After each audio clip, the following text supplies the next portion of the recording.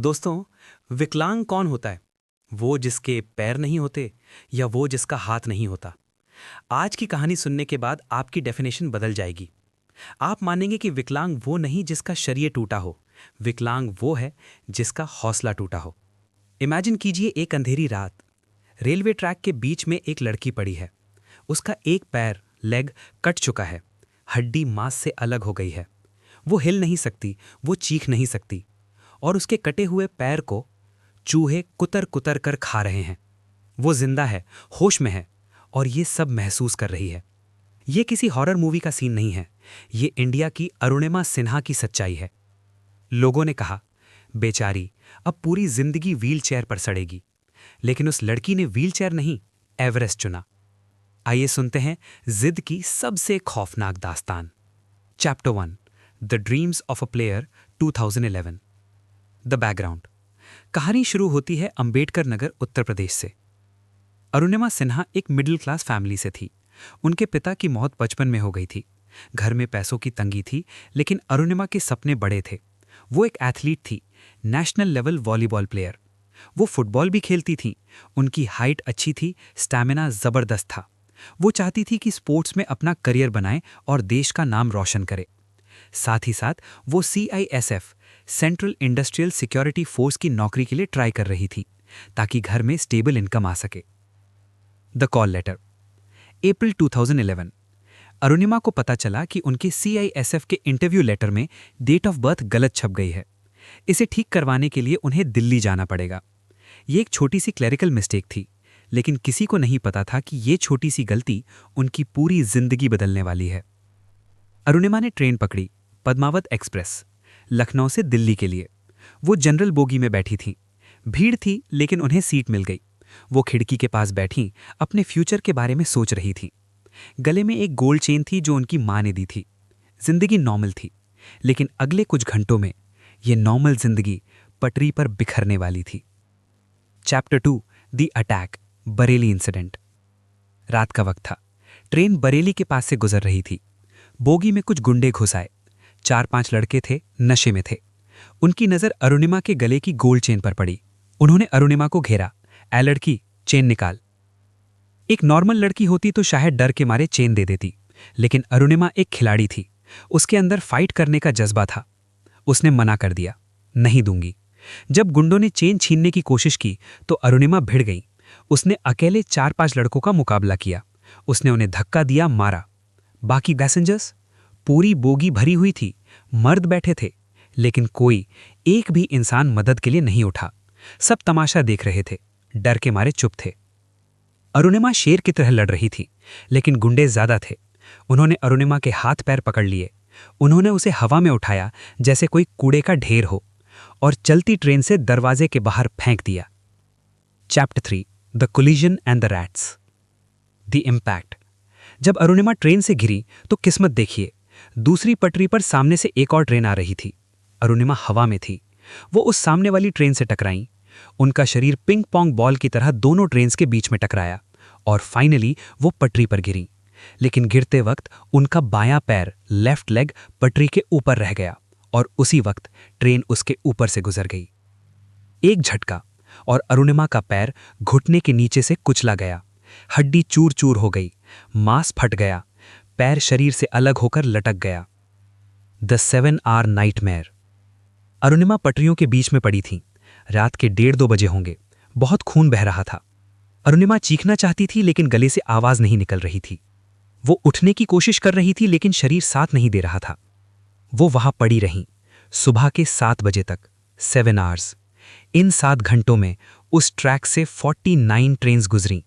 हर बार जब ट्रेन गुजरती तो पटरी हिलाती और अरुणिमा दर्द से तड़पती। लेकिन सबसे खौफनाक चीज ट्रेन नहीं थी, सबसे खौफनाक थे चूहे, रैट्स। ट्रैक पर बड़े बड़े चूहे घूम रहे थे। उन्होंने देखा कि एक ताजा जख्म है, मांस है, खून है। वो चूहे अरुणिमा के कटे हुए पैर को कुतरने लगे। अरुणिमा होश में थी, वो देख रही थी, महसूस कर रही थी कि जानवर उसके शरीर को खा रहे हैं। लेकिन वो इतनी कमजोर हो चुकी थी कि वो उन चूहों को भगा भी नहीं सकती थी। सिर्फ आंखों से आंसू बह रहे थे। उन्हें लगा, आज मेरी मौत पक्की है। Chapter 4, the hospital and the conspiracy, the rescue. सुबह गांव वालों ने देखा कि पटरी पर कोई लड़की पड़ी है। वो दौड़े। उन्हें लगा लाश है, लेकिन सांसें चल रही थीं। उन्हें उठाकर बरेली के डिस्ट्रिक्ट हॉस्पिटल ले जाया गया। वहां की हालत और खराब थी। डॉक्टर ने कहा, इसका पैर काटना पड़ेगा, एम्प्यूटेशन, वरना गैंग्रीन फैल जाएगा और ये मर जाएगी। लेकिन हॉस्पिटल में एनेस्थीसिया नहीं था, हॉस्पिटल में ब्लड नहीं था। अरुणिमा ने डॉक्टर की बात सुन ली। उन्होंने डॉक्टर से कहा, सर, मैंने पूरी रात पटरी पर दर्द सहा है, आप मेरा पैर बिना एनेस्थीसिया के काट दीजिए, मैं सह लूंगी। डॉक्टर और फार्मासिस्ट हैरान रह गए। डॉक्टर ने अपना खुद का खून दिया, क्योंकि ब्लड ग्रुप मैच हो गया था, और बिना बेहोश किए अरुणिमा का बचा खुचा पैर काटकर अलग कर दिया गया। The media trial. अब शुरू हुआ कहानी का दूसरा पहलू, मेंटल टॉर्चर। अरुणिमा हॉस्पिटल में जिंदगी और मौत से लड़ रही थी। बाहर मीडिया पहुंच गया। न्यूज चैनल्स पर हेडलाइंस चलने लगी, लेकिन सच नहीं, झूठ। पुलिस और एडमिनिस्ट्रेशन ने अपनी गलती छुपाने के लिए कि ट्रेन में रॉबरी हुई, एक घटिया कहानी बनाई। उन्होंने कहा, 1. अरुणिमा के पास टिकट नहीं था, टीटीई ने पकड़ा तो वो कूद गई, जबकि उनके पास टिकट था। 2. अरुणिमा सुसाइड करना चाहती थी। सोचिए, उस लड़की पर क्या गुजरी होगी। एक तरफ उसका पैर कट चुका है, करियर खत्म हो चुका है, दूसरी तरफ पूरी दुनिया उसे चोर या सुसाइड केस बोल रही है। लोग हॉस्पिटल में आकर कहते, अरे कूद गई होगी, चक्कर चल रहा होगा। अरुणिमा हॉस्पिटल के बेड पर न्यूज देख रही थी। वो चिल्ला चिल्ला कर कहना चाहती थी, मैं नेशनल प्लेयर हूं, मैं चोर नहीं हूं, लेकिन उनकी आवाज दब गई थी। उसी पल हॉस्पिटल के उस गंदे बिस्तर पर अरुणिमा ने एक कसम खाई। Chapter 5, the impossible wow, Everest. Arunima ने सोचा, आज ये दुनिया मुझ पर हंस रही है, आज ये लोग मुझे बेचारी समझ रहे हैं, मुझे अपनी सच्चाई साबित करनी होगी, और मैं चीख कर नहीं, कुछ ऐसा करके साबित करूंगी कि दुनिया की बोलती बंद हो जाए। उन्होंने सोचा, मैं वॉलीबॉल अब नहीं खेल सकती, फुटबॉल नहीं खेल सकती, मैं क्या कर सकती हूं जो सबसे मुश्किल हो, जो आज तक किसी विकलांग ने नहीं किया हो। उनकी नजर अखबार में एक पहाड़ की फोटो पर पड़ी, माउंट एवरेस्ट, दुनिया की सबसे ऊंची चोटी, जहां अच्छे खासे फिट लोग भी मर जाते हैं। अरुणिमा ने डिसाइड किया, मैं अपने कटे हुए पैर के साथ एवरेस्ट चढ़ूंगी। जब उन्होंने अपने परिवार और डॉक्टर्स को यह बताया तो सबने कहा, तू पागल हो गई है क्या, ट्रॉमा की वजह से दिमाग हिल गया है, अभी तो तू चल भी नहीं सकती, एवरेस्ट क्या होता है पता भी है।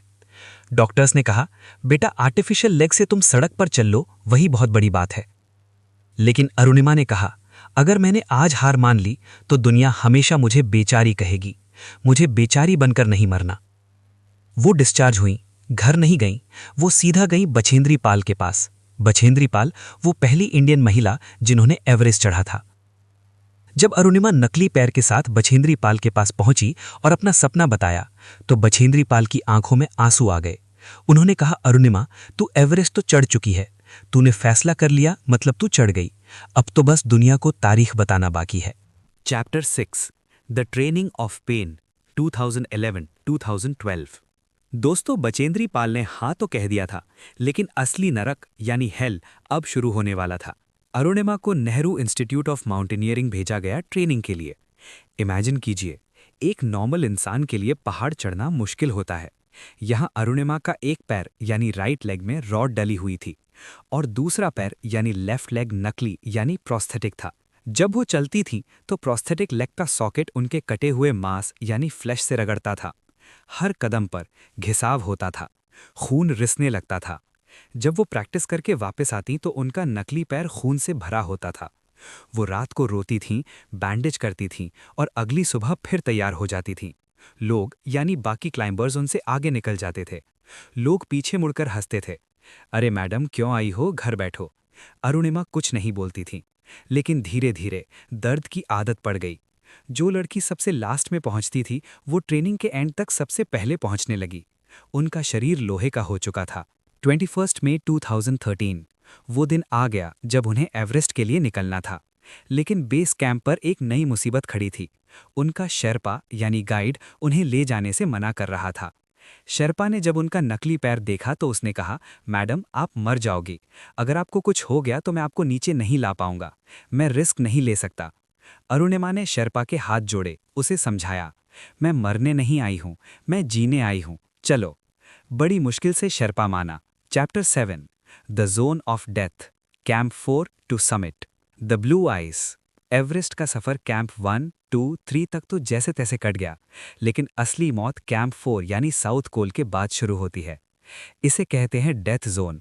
8000 मीटर्स के ऊपर यहाँ हवा में ऑक्सीजन सिर्फ 30% रह जाती है। यहाँ इंसान का शरीर पल पल मरता है। अरुणिमा के लिए सबसे बड़ी दिक्कत थी ब्लू आइस यानी सख्त बर्फ। नॉर्मल क्लाइंबर्स के पास पैरों में क्रैम्पॉन्स होते हैं जो बर्फ में गड़ जाते हैं, लेकिन अरुणिमा का एक पैर नकली था, उसमें जान नहीं थी। वो बर्फ पर फिसलता था, बार बार वो गिरती, बार बार रस्सी के सहारे लटक जाती। शर्पा चिल्लाता, वापस चलो, पागल मत बनो। लेकिन अरुणिमा उठती और आगे बढ़ती। द कॉप्सेस, लाशों का ढेर। जैसे जैसे वो ऊपर बढ़ रही थी, उन्हें रास्ते में कुछ पत्थर जैसे दिखे। पास गईं तो देखा वो पत्थर नहीं थे, वो लाशें थीं, वो डेड बॉडीज थीं। वो क्लाइंबर्स जो ठंड और थकान से वहीं मर गए थे। उनकी बॉडी बर्फ में जम गई थी। एक बांग्लादेशी क्लाइंबर की लाश रास्ते के बीच में पड़ी थी। रास्ता इतना तंग यानी नैरो था कि अरुणिमा को आगे बढ़ने के लिए उस लाश के ऊपर से पैर रखकर गुजरना पड़ा। सोचिए उस मोमेंट को, एक विकलांग लड़की, अंधेरी रात, तूफान चल रहा है और वो एक मुर्दा इंसान के ऊपर पैर रख रही है। अरुणिमा ने उस लाश को देखा और मन में कहा, भाई मैं तुम्हारे जैसा नहीं मरूंगी, मैं वापस जाऊंगी जिंदा। डर ने उन्हें रोका नहीं, डर ने उन्हें सतर्क कर दिया। Chapter 8, the oxygen crisis, the summit push, the Hillary step. अब वो हिलरी स्टेप पर थीं, समिट से बस थोड़ी दूर।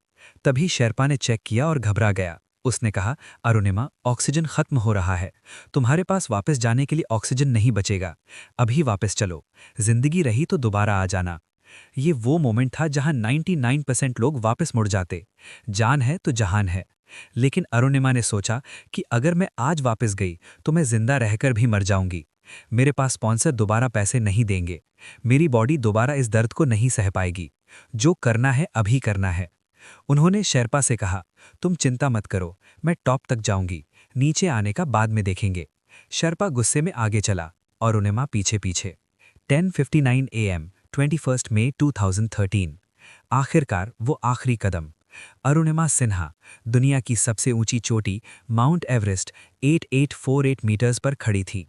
वो दुनिया की पहली फीमेल एम्प्यूटी बन गई थी जिसने ये कारनामा किया था। उन्होंने अपना मास्क हटाया, जोर से चिल्लाईं। उन्होंने शेरपा से कहा, मेरी वीडियो बनाओ।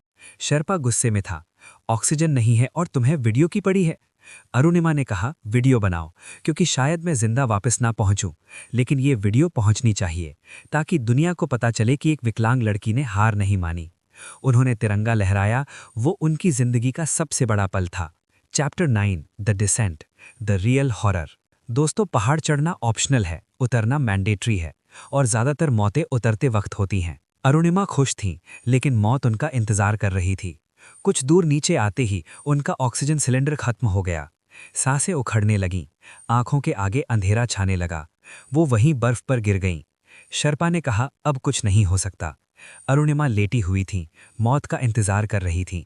उन्हें लगा उनकी कहानी यहीं खत्म। The miracle. तभी किस्मत ने पलटी मारी। नीचे से एक ब्रिटिश क्लाइंबर ऊपर आ रहा था। मौसम खराब होने की वजह से वो वापस मुड़ गया। उसके पास 2 एक्स्ट्रा ऑक्सीजन सिलेंडर्स थे। उसने एक सिलेंडर वहीं फेंक दिया, भार कम करने के लिए। शेरपा ने वो सिलेंडर देखा, वो दौड़ा, सिलेंडर उठाया और अरुणिमा को लगाया। सांसें वापस आईं। लोग कहते हैं मिरेकल नहीं होता, लेकिन उस दिन वो सिलेंडर वहां होना मिरेकल ही था। The detached leg. लेकिन मुसीबत खत्म नहीं हुई थी। थोड़ी दूर और चलने के बाद ठंड की वजह से अरुणिमा का नकली पैर यानी प्रोस्थेटिक लेग खिसक गया। वो घूमकर उल्टा हो गया। अब वो चल नहीं सकती थी। उस पैर ने काम करना बंद कर दिया। रात हो रही थी, तूफान आ रहा था। अरुणिमा ने क्या किया? वो बर्फ पर बैठ गईं और घिसट घिसट कर नीचे आने लगी। हाथ खून से लथपथ हो गए। जहां लोग 4 घंटे में नीचे आते हैं, अरुणिमा को 28 घंटे लगे। जब वो कैंप 4 पहुंची तो लोग उन्हें मरा हुआ समझ चुके थे। Chapter 10, the rebirth. जब अरुणिमा वापस आईं तो दुनिया बदल चुकी थी। वही मीडिया जो उन्हें चोर और सुसाइड केस बोल रहा था, आज वही मीडिया उन्हें द एवरेस्ट गर्ल और भारत की बेटी बोल रहा था। हॉस्पिटल के उस बेड से लेकर एवरेस्ट की चोटी तक का सफर उन्होंने अपने कटे हुए पैर से नहीं, अपने दिमाग से तय किया था। उन्हें पद्मश्री मिला। पीएम नरेंद्र मोदी ने उनकी बुक लॉन्च की, born again on the mountain. लेकिन अरुणिमा वही नहीं रुकी। उन्होंने दुनिया के 7 महाद्वीपों यानी 7 कॉन्टिनेंट्स की सबसे ऊंची चोटी चढ़ने का मिशन बनाया। Asia, Africa, Europe, Australia, South America, North America, Antarctica Vinson Massif पर चढ़ते वक्त उनका पूरा शरीर जम गया था, लेकिन वो नहीं रुकी। आज वो एक स्पोर्ट्स एकेडमी चलाती हैं विकलांग बच्चों के लिए। Conclusion, the definition of power. दोस्तों, अरुणिमा सिन्हा की कहानी हमें एक ही बात सिखाती है। जब वो ट्रेन से गिरी थीं, तब वो विक्टिम थीं, लेकिन जब वो उठीं, तब वो वॉरियर थीं। उनका एक शेर बहुत मशहूर है, अभी तो इस बाज की असली उड़ान बाकी है, अभी तो इस परिंदे का इम्तिहान बाकी है, अभी अभी मैंने लांघा है समुंदरों को, अभी तो पूरा आसमान बाकी है। आपके पास 2 पैर हैं, 2 हाथ हैं, अच्छी सेहत है, फिर भी आप कहते हैं मुझसे नहीं होगा। अरुणिमा ने बिना पैर के दुनिया जीत ली। आपकी प्रॉब्लम्स उस ट्रेन एक्सीडेंट से बड़ी नहीं है, आपकी प्रॉब्लम्स उस 7 घंटे के दर्द से बड़ी नहीं है। उठिए, अपने बहानों को उस पटरी पर छोड़ दीजिए और अपना एवरेस्ट चढ़िए। Keep building. जय हिंद।